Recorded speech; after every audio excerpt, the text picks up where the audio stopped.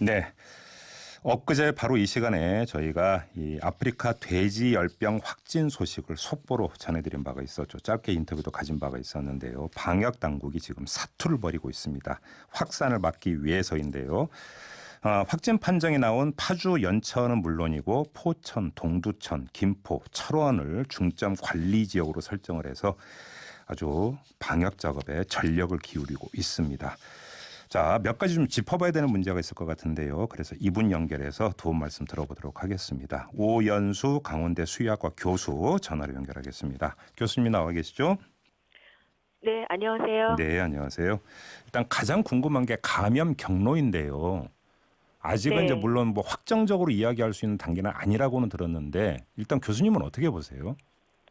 네, 모두 이 부분을 궁금해하시는 것 같은데 네, 섣불리 말씀드리기는 어렵습니다. 저 역시도. 그렇죠. 네, 현재 주도 면밀한 역학조사가 모든 가능성을 열어두고 진행 중이고요. 네, 아직 공식 발표 나오기 전에 대중들이 이렇다더라 저렇다더라 하는 근거 없는 추정이나 오해가 정작 당사자인 농가나 관계자분들에게 얼마나 큰 부담으로 작용하는지 우리가 지난 구제역 발생 때 충분히 보았기 때문입니다. 네, 네. 그래서 뭐 제가 알고 있는 사실은 발생한 두 농장 간 역학 관계가 아직 네. 밝혀진 것은 없다는 겁니다. 그래요. 네, 이제 섣부른 추정을 오히려 좀 피해야 되는 거 아니냐 이런 말씀이시네요. 네, 알겠습니다. 네, 뭐 그 그렇습니다. 취지, 그러니까 말씀의 취지는 충분히 공감을 하고요. 그러면 뭐 더는 여쭤보지는 않겠습니다만, 근데 감염 경로가 그 최종적으로 언젠가는 확실하게 좀 그 추적해서 밝혀낼 수는 있는 겁니까? 네, 그렇죠. 그래요. 네, 역학조사가 뭐 지금 시간이 오래 걸리는 것처럼 이렇게 네, 아마 좀 생각을 하고 계실 것 같습니다. 네, 그래서 뭐 말씀드릴 수 있는 내용은 지금 현재는 뭐 정부가 여러 경로에 대한 가능성 열어두고 조사 진행 중이니까 인내심, 우리가 가지고 있어야 될 건 인내심이라고 말씀드리고 싶고, 네. 또 역학조사란 과학적 근거를 가지고 하는 거고, 발생 농장뿐만 아니라 그 농장하고 역학 관계가 있을 것으로 조사된 모든 역학 농가, 그러니까 뭐 차량이 왔다 갔다 한 뭐 GPS 경로라든가 이런 네. 것들을 파악해서 역학 음. 농가를 일단 파악을 하고 아마 많이 진행하고 계실 거예요. 알겠. 그래서 그러면 많은 경우의 수가 들어가게 되고 또 그 경우의 수 하나하나를 조사해 나가야 하는 거기 때문에 네. 네, 이해를 돕기 위해서 뭐 말이 길어집니다만 네, 잠깐 예를 말씀하세요. 들어 드리면 네. 그 역학농장 사람 동선, 뭐 각 구간의 사료, 예. 사료 배합 조성물, 예. 뭐 공정까지도 다 조사를 하게 됩니다. 예. 그러니까 시간이 오래 걸리겠죠. 예. 그래서 또 급하게 할 수 없는 것이 이 농장들이 다 우리 국민이고 우리 이웃입니다. 그래서 질병 발생으로 많은 고통을 겪고 계실 분들에게 네. 원인이 너무 알고 싶다고 시간에 쫓겨서 과학적 근거와 타협해서 잘못된 결과가 나오면 안 되니까요. 물론이죠. 예. 네. 그럼 뭐 오진이 그러니까 있으면 안 되는 거니까. 네. 근데 지금 그 나왔던 보도 하나만 그럼 좀 확인을 할게요, 교수님. 그러니까 네네. 지금 확진 그 판정에 나온 두 곳이 있지 않습니까? 파주와 연천 여기 네. 이 농가를 방문했던 차량이 있다면서요. 네, 그렇죠. 근데 문제는 이 차량이 지금 최근 3주 동안에 전국 각지의 다른 농장을 방문했다고 하는데 이렇게 되어버리면 만에 하나라도 이 차량의 어떤 그 이 감염 경로와 관련해서 이 차량이 배제가 될 수 없는 상황이라고 한다면 문제가 좀 심각하다 이렇게도 봐야 되는 거 아닌가요? 어떻게 봐야 되는 겁니까? 네, 그래서 먼저 말씀을 하시니까 네. 네, 그래서 이 차량의 동선 예. 이것이 전부 이제 역학 농장으로 파악을 하고 예. 그거에 대한 조사가 들어가 있는 걸로 지금 알고 있습니다. 그래요. 알겠습니다. 자, 그런데 이제 문제는 이 아프리카 돼지열병이 백신도 없고 치료제도 없다면서요. 네. 자, 그럼 방역 작업을 어떻게 할 수 있는 거예요? 방제는 뭐 교과서대로 하셔야죠. 우리 이제 정부 당국, 방역 당국에서 예. 얘기하고 뭐 저도 얘기하고 있는 예. 차단 방역, 소독 말고는 할 수 있는 것이 없습니다. 또 그게 그리고 예. 그것만 잘하면 예. 어떤 질병도 사실 막을 수 있는 거고요. 사실 정말 원론적인 얘기입니다만 네네. 지키기가 어려운 또 내용이기도 한 것 같습니다. 그렇죠. 다들 알고 있고 잘 지키고 있을 거라고 생각했는데 뭐 아주 이제 어제 나왔던 방송 중에 하나에서도 좀 그거에 대해서 조금 해이하게 생각하는 부분이 이제 방송이 됐던 것 같은데. 잠깐만요. 어떤 말씀이세요? 그 얘기는? 어제 제가 JTBC 예. 뉴스를 보고 예. 조금 이제 당황해서. 그래요? 네, 네. 어떤 내용인지 그러니까 궁금해서 좀 여쭤본 겁니다. 저 알고 계신 줄 알고 네.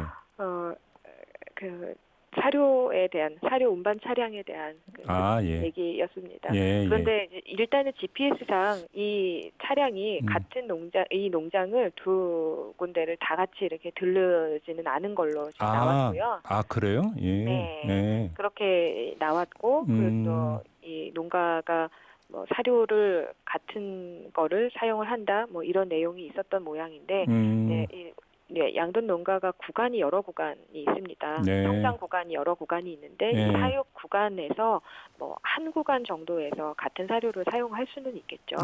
저도 이제 조금 전에 이제 드렸던 그 차량 질문도 이제 바로 이제 그거하고 연결이 되는데 그게 이제 그 차량이 그러니까 아프리카 돼지열병이 뭔가 발병한 포천과 연천 그 두 농가를 동시에 들른 차량이 아니라는 말씀이시네요, 교수님 말씀은.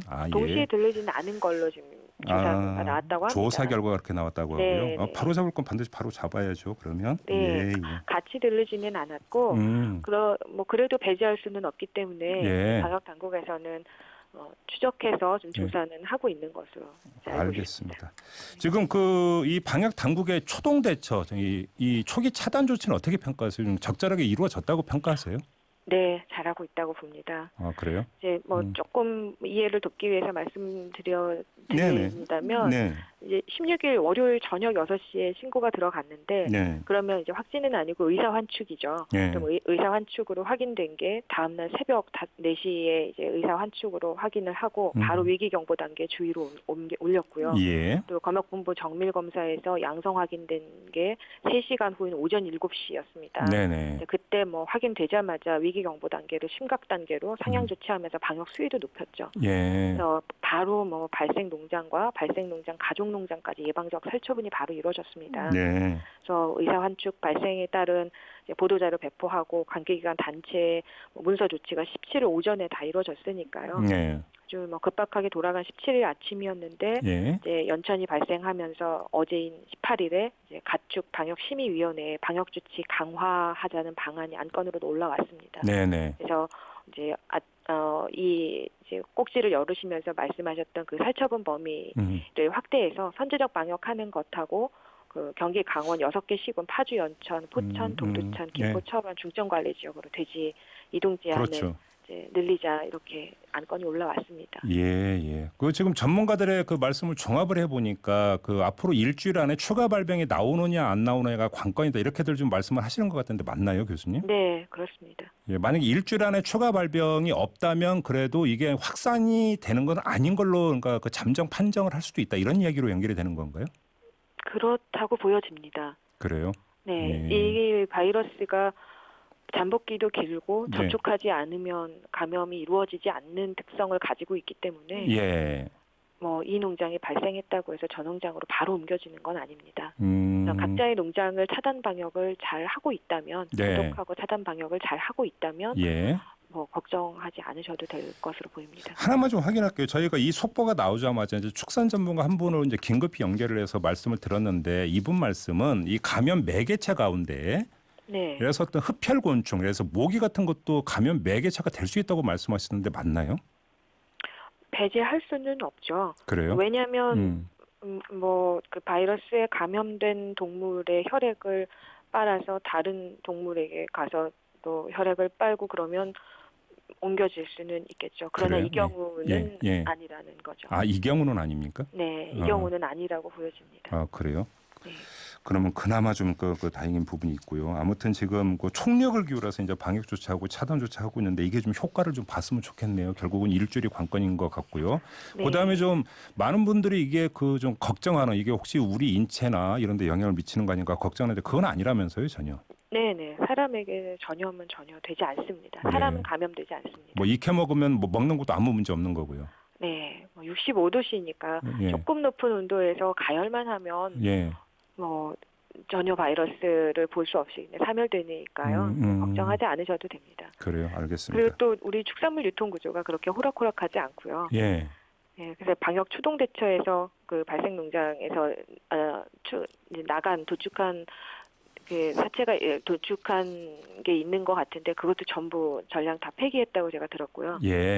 그래서 그 유통하는 과정에서 굉장히 검사 단계가 많고 그래서 꼼꼼하게 이렇게 유통하고 있으니까 네. 지금 현재 유통되고 있는 돼지고기에 대해서는 안심하고 드셔도 될 것 같습니다. 알겠습니다. 뭐 관심사가 있어요. 마지막으로 이 질문을 드릴게요. 지금 북한에서 그 발병된 소식은 이미 그 전에 나오지 않았습니까? 네. 그런데 결국은 이제 그 우리 당국도 공동 방역을 제안했는데 북한은 물론 대답은 없습니다만 네. 그러니까 북한에서 발병된 이 점이 우리 쪽에 영향을 미칠 수도 있는 겁니까? 어떻게 봐야 되는 겁니까? 이 문제는? 아무래도 북한에 발병하면서 조금 더 긴장을 하게 된 거는 맞습니다. 그래요? 네, 그래서 북한하고 공동 방역을 해야 한다는 목소리가 이제 높아졌고요. 예. 그래서 뭐 얼마 전도 아니고 좀 오래 전에 네. 그 북한 발생하고 나서 이 통일부에서도 그런 쪽으로 방역 관련해서 함께 움직여야 하지 않냐 하는 회의도 소집해서 갔다 왔습니다. 그러게 말이에요. 네. 알겠습니다. 자, 말씀 여기까지 드릴게요. 고맙습니다. 네, 감사합니다. 네, 지금까지 오연수 강원대 수의학과 교수와 함께했습니다. 이슈의 핵심을 꿰뚫는 예리한 시선, 믿고 듣는 진품 시사 김종배 시선 집중.